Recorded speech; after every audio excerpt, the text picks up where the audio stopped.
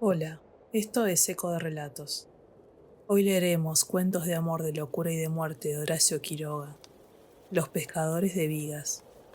El motivo fue ciertos muebles de comedor que Mr. Hall no tenía aún, y su fonógrafo le sirvió de anzuelo. Candy Yu lo vio en la oficina provisoria de la Yerba Company, donde Mr. Hall maniobraba su fonógrafo a puerta abierta. Candiyú, como buen indígena, no manifestó sorpresa alguna, contentándose con detener su caballo un poco al través ante el chorro de luz y mirar a otra parte. Pero como un inglés a la caída de la noche, en mangas de camisa por el calor y con una botella de whisky al lado, es 100 veces más circunspecto que cualquier mestizo. Mr. Hall no levantó la vista del disco. Con lo que vencido y conquistado, Candiyú concluyó por arrimar su caballo a la puerta, en cuyo umbral apoyó el codo. Buenas noches, patrón. Linda música. Sí, linda, repuso Mr. Hall. Linda, repitió el otro. ¿Cuánto ruido? Sí, mucho ruido, asintió Mr. Hall, que hallaba sin duda oportunas las observaciones de su visitante. Candiyú proseguía entre tanto. ¿Te costó mucho a usted, patrón? ¿Costó qué? Ese hablero, los mozos que cantan. La mirada turbia e inexpresiva de Mr. Hall se aclaró. El contador comercial surgía. Oh, cuesta mucho. ¿Usted quiere comprar? Si usted quiere venderme, contestó por decir algo Candiyú, convencido de antemano de la imposibilidad de tal compra.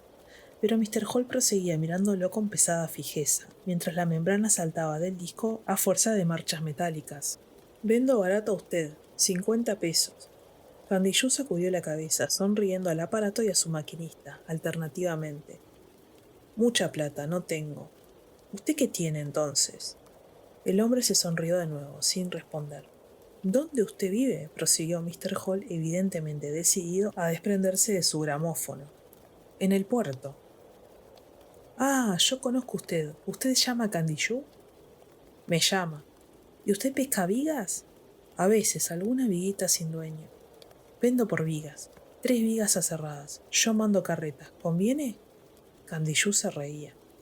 No tengo ahora. ¿Y esa maquinaria tiene mucha delicadeza? No, botón acá y botón allá. Yo enseño. ¿Cuándo tiene madera? Alguna creciente. Ahora ha de venir una. ¿Y qué palo querés usted? Palo rosa. ¿Conviene? Mmm. No baja ese palo casi nunca. Mediante una creciente grande solamente. Lindo palo. ¿Le gusta palo bueno a usted?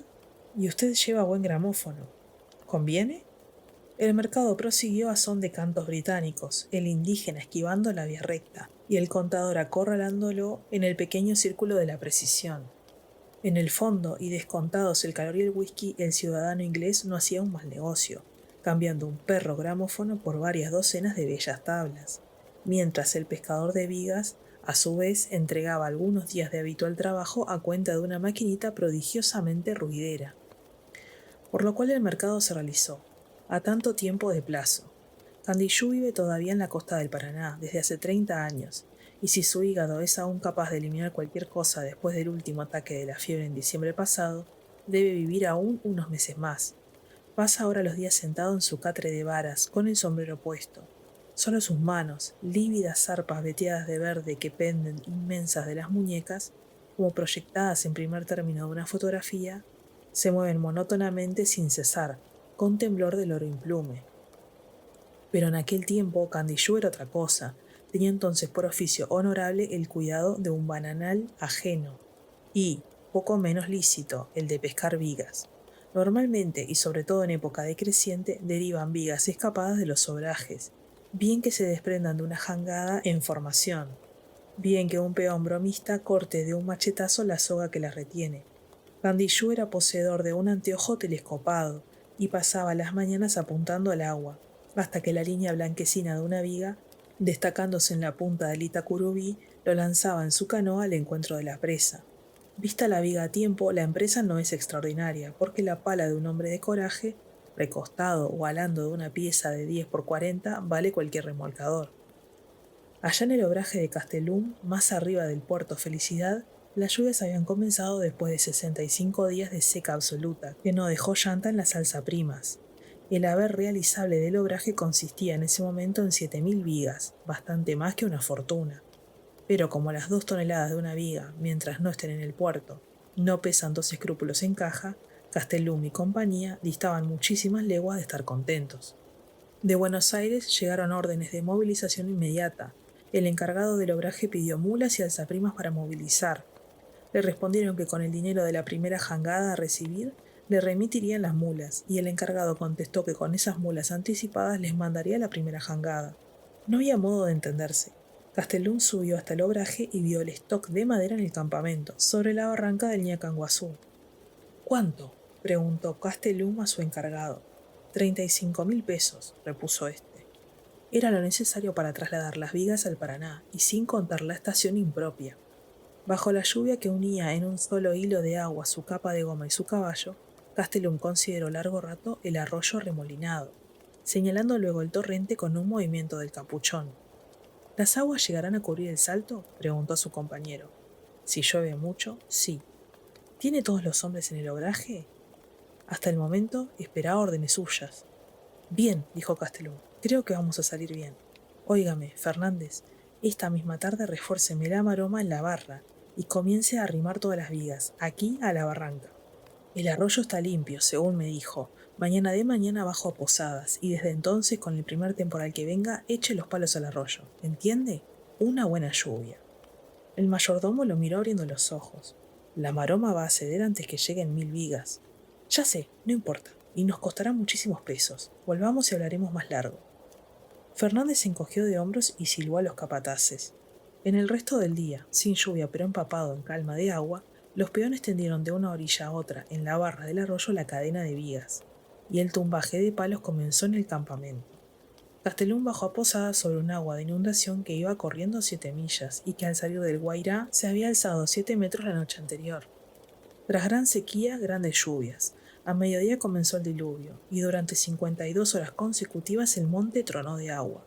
El arroyo, venido a torrente, pasó a rugiente avalancha de agua roja. Los peones, calados hasta los huesos, con su flacura en relieve por la ropa pegada al cuerpo, despeñaban las vigas por la barranca. Cada esfuerzo arrancaba un unísono grito de ánimo, y cuando la monstruosa viga rodaba dando tumbos y se hundía con un cañonazo en el agua, todos los peones lanzaban su ¡ah! Y ¡ju! De triunfo. Y luego los esfuerzos mal gastados en el barro líquido, la zafadura de las palancas, las costaladas bajo la lluvia torrencial y la fiebre. Bruscamente, por fin, el diluvio cesó. En el súbito silencio circunstante se oyó el tronar de la lluvia todavía sobre el bosque inmediato. Más sordo y más hondo el retumbo del Ñacanguazú. Algunas gotas, distanciadas y livianas, caían aún del cielo exhausto, pero el tiempo proseguía cargado, sin el más ligero soplo. Se respiraba agua, y apenas los peones hubieron descansado un par de horas, la lluvia recomenzó. La lluvia a plomo, maciza y blanca de las crecidas. El trabajo urgía, los sueldos habían subido valientemente, y mientras el temporal siguió, los peones continuaron gritando, cayéndose y tumbando bajo el agua helada. En la barra del Ñacanguazú, la barrera flotante contuvo a los primeros palos que llegaron y resistió arqueada y gimiendo a muchos más, hasta que al empuje incontenible de las vigas que llegaban como catapultas contra la maroma, el cable cedió. Candiyú observaba el río con su anteojo, considerando que la creciente actual, que allí en San Ignacio había subido 2 metros más que el día anterior, llevándose por lo demás su chalana, sería más allá de Posadas formidable inundación. Las maderas habían comenzado a descender, cedros o poco menos, y el pescador reservaba prudentemente sus fuerzas. Esa noche el agua subió 1 metro aún, y a la tarde siguiente Candiyú tuvo la sorpresa de ver en el extremo de su anteojo una barra, una verdadera tropa de vigas sueltas que doblaban la punta de Itacurubí, madera de lomo blanquecino y perfectamente seca.